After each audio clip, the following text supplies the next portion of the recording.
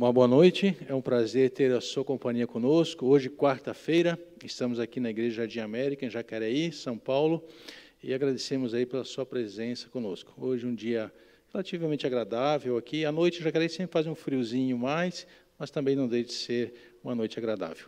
Sempre é um prazer imenso ter a sua companhia e podermos juntos estudarmos a palavra do Senhor. Hoje vamos estudar sobre, antes do fim, uma igreja para Deus. Deus tem uma igreja. E hoje tenho o prazer de ter em minha companhia o Márcio Basso. Ele é jornalista, também administra alguns ministérios aqui na igreja. Márcio, seja bem-vindo, é um prazer ter a sua companhia. Obrigado, pastor, é uma alegria também estar aqui. Obrigado você por participar aqui do nosso culto. Muito bem. Quero convidá-lo então a nós termos um momento de oração para começarmos o estudo desta noite. Oremos. Senhor, nosso Deus, nós te agradecemos pelo privilégio e a honra que temos de estarmos em Tua presença. De podermos abrir a Tua palavra e estudá-la e humildemente pedimos que o Teu Espírito nos ilumine, nos mostre a Tua verdade e que haja paz em nosso coração, o equilíbrio espiritual advindos do estudo da Tua palavra. Abençoe as pessoas que estão nos acompanhando via internet, nos conduza nesse estudo, em nome de Jesus. Amém. Amém. Márcio, então hoje vamos estudar sobre uma igreja para Deus. Deus tem uma igreja, Márcio? Com certeza, pastor. Deus tem uma igreja. Mas o interessante é que a igreja que Deus tem não é, muitas vezes, uns moldes que a gente entende, assim, que vem à mente. Uma igreja seria uma placa, ou seria uma construção física. É muito além disso, né? É porque nós vimos tantas pessoas de denominações tão diferentes, de credos diferentes, às vezes até pessoas não religiosas, podemos assim dizer, mas que fazem coisas como nós olhamos nos ensinamentos de Jesus, né? Eu já tive o prazer de conviver com pessoas de outras denominações religiosas e se dirigir a Deus de uma forma diferente a qual nós nos dirigimos, mas no coração uma pureza, sabe, uma busca por Deus na sua mais sincera direção. Não há uma questão assim de querer barganhar com Deus, de querer enganar ou querer fazer alguma coisa como se fosse algo contrário àquilo que Deus quer na sua palavra. E isso é belo quando nós olhamos na vida das pessoas, né? Sim. Tem um texto que eu gosto muito, que está no Evangelho de João, e diz assim, Jesus dizendo, o Pai busca adoradores que o adorem em espírito e em verdade. E não tem placa, não tem denominação, nem está dizendo cristianismo ali, em espírito e em verdade. E muitas vezes, pastor, o que o senhor falou, né, pessoas assim, totalmente desprovidas de qualquer interesse, de qualquer barganha, de qualquer ganho político, econômico, eleitoreiro, de qualquer ganho, até de reconhecimento social, pessoas que fazem porque amam a Deus e ao próximo. Então, isso é muito bonito. Muitos religiosos, e eu me encaixo nisso, muitas vezes a gente tem uma forma, bonita até, às vezes uma roupa, uma maneira de falar, uma maneira polida, mas Deus olha para o nosso coração. E a Bíblia é cheia de exemplos, por exemplo, aquele publicano, que na época de Jesus, os publicanos eram pessoas assim, que eram meio odiadas, porque elas eram cobradoras de impostos e eram pessoas do próprio povo judeu que cobravam impostos dos próprios judeus e muitas vezes faziam coisas que não eram lícitas. Então eles eram considerados pessoas ruins, pessoas detestáveis. Como hoje algumas classes eu não vou mencionar, mas tem classe que já você falou, rotulou já. E ele foi lá e fez uma oração tão bonita a Deus, se humilhou, disse, olha, eu não sou, ser propício a mim, pecador. Ele reconhecia a necessidade que ele tinha de Deus, ele reconhecia que ele era um pecador, e aquela oração agradou mais do que de um líder religioso na época, que tinha forma, que tinha uma roupa bonita, que tinha até palavras bonitas, mas que no fundo o coração não era sincero. Muito bom, Márcio, bem colocadas as suas palavras. E eu gosto de pensar também, Deus não nos deu o direito de nós julgarmos, porque nós não conhecemos os motivos pelos quais as pessoas fazem as coisas. E aqui, acolá, nós queremos julgar segundo o que nós cremos, segundo a luz que temos, ou até mesmo pela forma como nós pensamos. E aí nós julgamos as pessoas e achamos que elas estão erradas. Mas Deus não vai julgar as pessoas segundo aquilo que eu penso, aquilo que eu creio, aquilo que eu sigo. Vai julgar pela luz que a pessoa tem. Interessante. E aí nós podemos ver, então, que realmente Deus tem uma igreja. No passado, Deus teve uma igreja, né? Teve. Deus teve um povo e o fez deste povo depositar suas verdades, que foram os judeus, os israelitas. Em meio à Exatamente. idolatria daquele tempo, das nações idólatras, Deus, através deste povo, instituiu uma adoração verdadeira, sem sacrifícios humanos, né? Sem uma forma de se aproximar de Deus como barganha. Eu faço isso, o Senhor vai me dar aquilo. Ele mostrou um culto onde ele se aproxima do ser humano. Então, Deus tinha um povo, e este povo divulgou a verdade sobre Deus. Mas isso não impede de nós vermos, mesmo lá no Antigo Testamento, nós não nos impede de vermos que Deus tinha filhos em outras nações. Com certeza. E vários exemplos, embora a igreja de Deus começa no céu, né, pastor? Ali a igreja de Deus ainda é, mas a igreja de Deus ali, outra vez reforço, não tem nome, não tem título, são pessoas que adoram a Deus, alguns seres humanos que estão lá, entre eles Elias, Moisés, Enoque, são pessoas que estão lá, mas tem os santos anjos de Deus. Depois a igreja de Deus começa ali com o justo Abel, e depois, né, vai passando, que foi morto pelo irmão, e depois vai passando e chega no que conhecemos biblicamente como nações realmente idólatras que não adoravam Deus verdadeiro, né, pastor? Sim. O caso de Raabe, né? Raabe é um exemplo. Ela era uma mulher de conduta imoral, era uma mulher com hábitos imorais, não é? Mas ela, quando recebeu, olha que interessante, ela morava em Jericó. E eu estive na região de Jericó, passei por Jericó. E existe ainda, né? Ela foi derrubada, depois foi reconstruída com a morte do primogênito, do que reconstruiu. A história interessante está na Bíblia. Mas hoje Jericó existe. Conversei com uma pessoa de Jericó, foi muito interessante. E naquela época, Jericó era uma cidade que seria destruída ali, porque a gente não tem tempo para falar disso, mas realmente havia um juízo sobre essa cidade. Mas essa Raabe, ela morava em cima dos muros dali da cidade, e ela é uma cidade murada, grande, e ela, então, não conhecia o Deus verdadeiro, até que chegaram os espias, conversaram com ela, e na hora ela aceitou aquela mensagem de que, olha, qual que é a mensagem? Biblicamente a mensagem é sempre salvação, né, pastor? Então a mensagem era assim, era salvação. Ela falou, eu quero me salvar. Né? Ela interessante que ela não ficou com um apego às coisas dela. E ele falou, a gente vai te salvar se você nos ajudar. E salvou ela e a casa dela. E depois ela, inclusive, tem uma menção muito bonita, a Raabe, né? Sim, porque daí ela casou-se com Salmão. Salmão gerou Boaz, né? E este de Ruth gerou Obed, e de Obed gerou Jessé, e Jessé gerou o rei Davi. E da descendência de Davi, diz Mateus, nasceu Jesus, o Messias prometido. Então nós podemos olhar que a linhagem de Jesus vem lá de Raabe até o rei Davi. De uma cananita, né? Então, é uma cananita, digamos assim, um povo idólatra, entre aspas. Sim, né? E depois passa por uma moabita, a Ruth. E depois, provavelmente, passou por outras, não diz exatamente todas as mulheres, mas provavelmente passou por mulheres de outras denominações. Isso mostra, pastor, hoje, né, que está muito em voga o tema do racismo, da questão de igualdade de gênero, homem e mulher, que para Deus todos somos iguais. Deus cria Adão e Eva à sua imagem e à sua semelhança. Não cria Adão a imagem de Deus e a mulher a imagem de Adão. Ele cria Adão, criou Deus, pôs o homem e a mulher à sua imagem. A imagem de Deus o criou. Então, se você é de um desses movimentos, se você luta por igualdade, então você está no lugar certo. A Bíblia é um lugar de igualdade. Deus já nos fez iguais. E Raabe e a própria Ruth e outras mulheres na Bíblia provam que para Deus todos somos iguais. Muitas vezes para os homens, não só para o homem e mulher, mas para as raças, não. Mas para Deus, sim. Isso que é maravilhoso. Essa é a igreja de Deus. Essa é a igreja de Deus. Ela está em todos os lugares. Sim.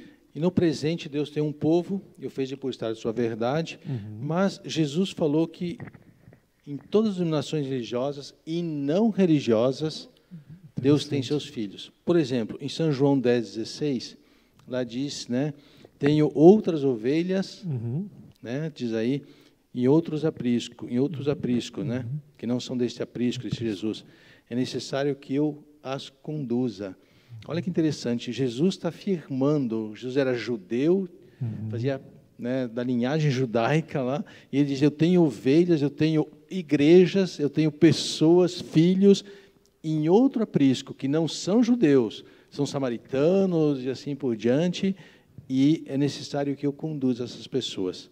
E no livro do Apocalipse, Deus tem um convite, né? E Ele está dizendo: meu povo está lá. Deus não tem um povo só numa denominação, Ele tem em vários lugares. Muitas pessoas, às vezes, elas não gostam das declarações de Ellen White. Há pessoas que criticam Ellen White, há pessoas que não aceitam Ellen White. Mas eu gostaria de mencionar uma citação de Ellen White que me faz ver a ternura e a profundidade da espiritualidade de Ellen White. Ela diz assim, Márcio: é certo. Às vezes a gente deixa o celular, ele...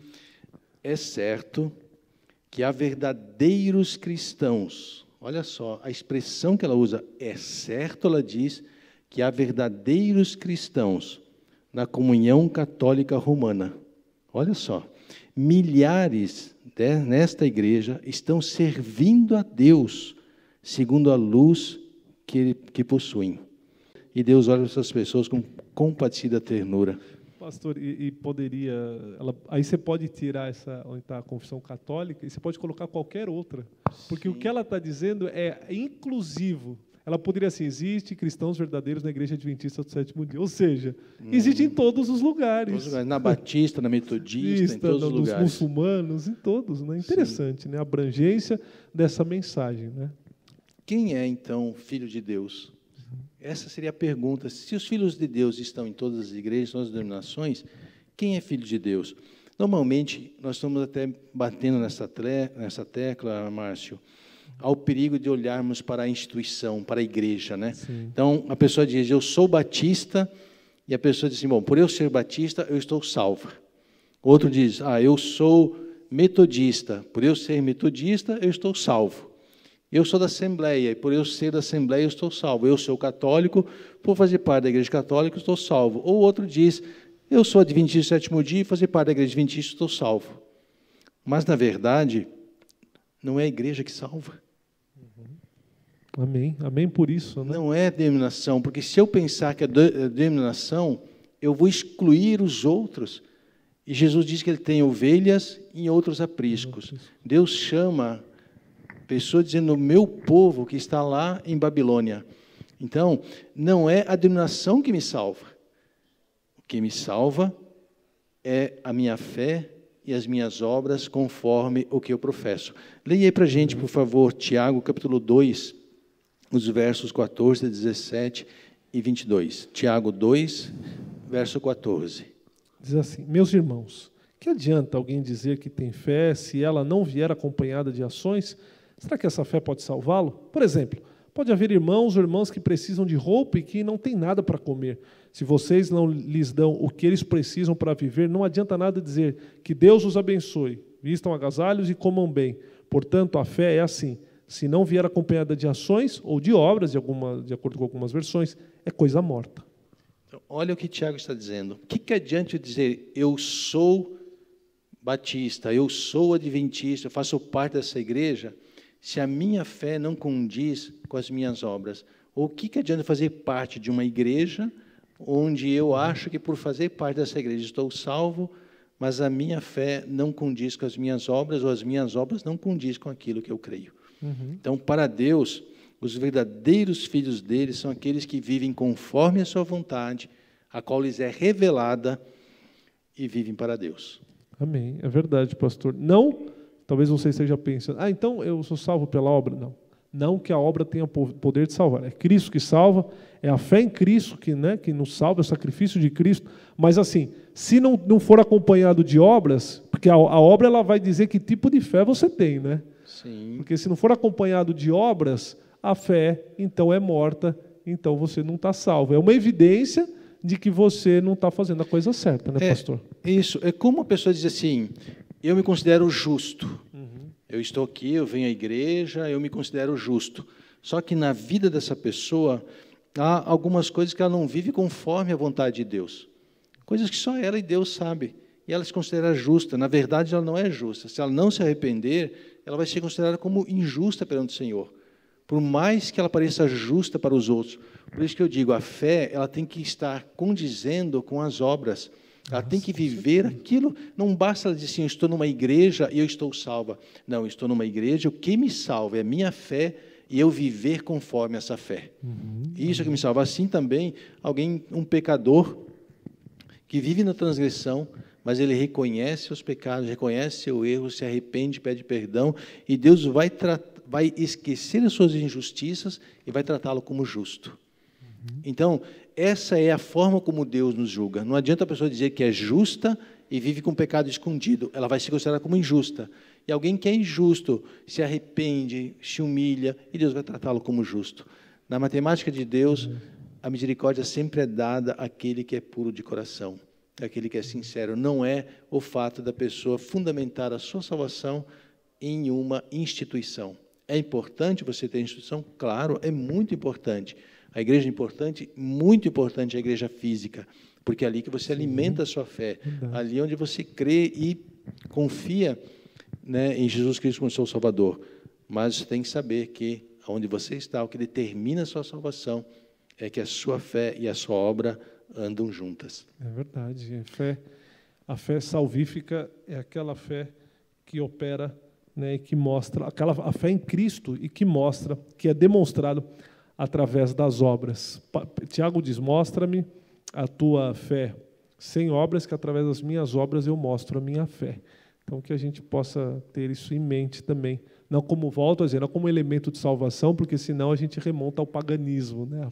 As obras, aí a gente volta na forma, as obras, a forma, o dízimo, a oferta, a obra social, para me aparecer, para ganhar voto, para ter alguma aprovação da sociedade, mas como consequência da luz, né, pastor? A gente tem falado isso, da luz que a gente tem, né, do conhecimento que de Deus e do amor ao próximo, né? Porque se não for por amor, Paulo diz assim, permanece a fé, a esperança, o amor. O amor é maior. Se não tiver amor, não adianta nada. Né? E se as coisas não forem feitas por amor, né, e a igreja de Deus é baseada no amor, não é isso, né, pastor? Sim, perfeitamente. E se nós olhamos, como estamos falando nesta noite, que o mais importante para Deus são as pessoas, que igrejas são pessoas, não a instituição, mas são pessoas, nós temos que entender que dentro de todas as denominações religiosas, repito, batista, metodista, assembleia católica, adventista, ateus, todos, Deus tem seus filhos e os está purificando. Há uma declaração também da Ellen White que ela diz assim, quando uma pessoa, uma igreja, demonstra ser infiel à palavra do Senhor, seja qual for sua posição, e por mais elevada e sagrada que seja a sua vocação, o Senhor não pode mais cooperar com eles. Se antes, por sua vez, não purificarem a vida de toda má ação, se não estabelecerem puros e santos princípios, em todos os aspectos da vida, o Senhor os afligirá e humilhará dolorosamente. E a não ser que se arrependam, os removerá da posição que ocupam, tornando-se um o próprio. Então, nós podemos ver que para Deus não existe a questão de você estar numa denominação, mas não ser dele, não viver para ele. Deus não aceita uma vida falsa, uma vida escondida, uma vida de mentiras. Deus quer que os cristãos sejam verdadeiros em todas as denominações onde elas estão. E aí, nós podemos dizer sobre a igreja militante e a igreja triunfante. Se você percebeu, nós estamos falando nesta noite que Deus tem seus filhos em todas as denominações religiosas. O que caracteriza você de ser um cristão verdadeiro é você viver conforme a luz que você tem e a fé em Jesus Cristo. É isso que determina alguém de ser cristão, porque nós sabemos que Ellen White diz que o anjo está aguardando o dia da ressurreição para trazer Martinho Lutero à vida, né? Lutero foi um monge católico, Lutero viveu uma fé segundo a luz que teve, depois partiu para a Reforma Protestante, onde ele viu algumas coisas que eram ensinadas, que eram contrárias àquilo que tinha visto na palavra de Deus, principalmente a questão da salvação, não pelas obras, mas pela fé em Cristo, que ele foi o precursor da justificação pela fé. Isso nos mostra, então, que Deus tem um povo. E nessa questão da igreja militante, a igreja triunfante, Diz a inspiração, a igreja militante não é a igreja triunfante. Olha que interessante. A obra está prestes a concluir-se. Os membros da igreja militante, que se houverem demonstrados fiéis, tornar-se-ão a igreja triunfante. Olha que declaração. A igreja que hoje é militante, aqueles que permanecerem fiéis, se tornarão a igreja triunfante. E há uma outra declaração de Ellen White que ela diz assim, o seu semblante irradiava compaixão e sua conduta caracterizava-se pela graça, humildade, verdade e amor. Ela está se referindo à vida de Jesus Cristo. E ela diz, todo membro de sua igreja, e colocamos aqui igreja, todas as igrejas onde estão os filhos de Deus, militante, devem manifestar as suas qualidades se deseja fazer parte da igreja triunfante. Então, Deus tem uma igreja e vai tornar essa igreja que é militante em uma igreja triunfante. A gente pode dar exemplos. Esse termo militante e triunfante, ele é um termo usado no meio cristão, inclusive por escritores católicos também, significa o seguinte, os que militam são aqueles que estão na batalha, aqueles que estão ali, visivelmente, eu consigo ver, as pessoas estão no fronte realmente. Só que muitos dos que estão construindo a arca, pastor, e muito provavelmente muitos daqueles que construíram a arca de Noé, porque não é possível que Noé e seus filhos tenham feito a arca, né? Inclusive, quando Noé começa a pregar, ele não tem filho. Ele começa a pregar cerca de 20 anos depois que começam a nascer os filhos Sem, Cão e Jafé, porque foi no ano 500 da vida de Noé que ele tem, então a Bíblia diz, os filhos Sem, Cão e Jafé. A gente não sabe quem é mais velho, quem é mais novo, mas ele tem ali os filhos Sem, Cão e Jafé. Só que ele prega até o ano 600, mas ele prega 120 anos, então ele começa no ano 480. Então, quer dizer, óbvio que ele não construiu a arca sozinha, mas ele teve pessoas que ajudaram. E se na arca entraram só ele, os filhos, e a esposa e as esposas dos filhos, muita gente que militou, que construiu, que estava participando ativamente da obra, não entrou na arca. Então, isso agora, os triunfantes da arca de Noé, só para ficar o exemplo, são 8 pessoas. E aí, também hoje, talvez você aí, ou eu aqui, nós aqui religiosos, queiramos Deus que sejamos, como o pastor, vivamos à altura do conhecimento que temos, nos aferremos à fé em Cristo e não sejamos só forma, mas conteúdo também. Mas, assim, muitos dos religiosos de todas as denominações que fizeram até coisas bonitas, obras bonitas, eles não vão para o céu, vão queimar no fogo, no lago de fogo e enxofre, preparado para Satanás e seus anjos. Isso é uma coisa interessante, o lago de fogo e enxofre não é preparado para ser humano, mas aqueles que não aceitam a Deus só vão ter que ir para lá. Então, agora, outros, às vezes, que nem estavam tão empenhados na questão da religiosidade, né, pastor? Mas que amavam a Deus, ao próximo, fazem parte dessa arca, dessa igreja maravilhosa, que é a igreja triunfante. O que é triunfante? A vitoriosa. E essa é, hoje, invisível. A gente não sabe quem faz parte dela, só Deus. Isso que é legal. E o que é lindo é que Jesus diz em São João 10, verso 11, eu sou o bom pastor pastor dá vida pelas ovelhas, ele então vai dizer que ele tem ovelhas em outros apriscos, e que ele vai conduzi-las. Eu quero terminar contando a história da minha mãe. Minha mãe é uma senhora católica, e isso me faz ver que Deus vai julgar cada um segundo a luz que tem. Amém. E Deus vai conduzir as pessoas e vai salvá-las conforme Ele quer fazer. Uma vez, mamãe estava orando, e ela tinha a santinha dela, estava orando, e eu perguntei a ela o que ela estava pedindo para Deus, né? O que ela estava orando, na forma dela orar. E ela disse, meu filho, eu estou aqui pedindo a Deus para que vocês sejam pessoas respeitosas, que vocês deem orgulho às pessoas, que Deus proteja vocês. A forma diferente da minha, mas a intenção a mais pura possível. É isso que eu quero dizer. Deus olha para os motivos, por que as pessoas fazem as coisas. Eu acho que o estudo dessa noite nos ensina uma grande verdade. Não cabe a nós ficar julgando este ou aquele. Nós devemos amar as pessoas como Jesus as amou. Ellen White diz assim, Jesus não perguntava a qual religião as pessoas pertenciam. Ela fala isso no livro de Jesus Nações. De uma forma belíssima, nos mostra que Jesus tratava a todos igualmente, porque a decisão de ser de Deus, de viver para Ele, é individual de cada pessoa. E cada um vai viver segundo a luz que Deus lhe conceder. Que Deus abençoe você, que Ele seja o seu pastor e que você, que é a igreja dEle, continue buscando, compreendendo a sua vontade para a sua vida e vivendo pela fé nele como Senhor da sua vida, o seu Salvador, e também segundo a luz que Ele concede. Márcio, quero agradecer aí pela sua companhia, pelo estudo desta noite, foi uma bênção, que Deus abençoe.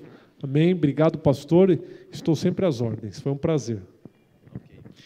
Queremos agradecer também por você ter estado conosco. Sábado nós teremos o nosso culto aqui na igreja, transmitido às 9 horas, o primeiro culto, vai das 9 às 10, e o segundo culto das 11 às 12. E você poderá acompanhar, então, as transmissões dos cultos do próximo sábado. Deus abençoe.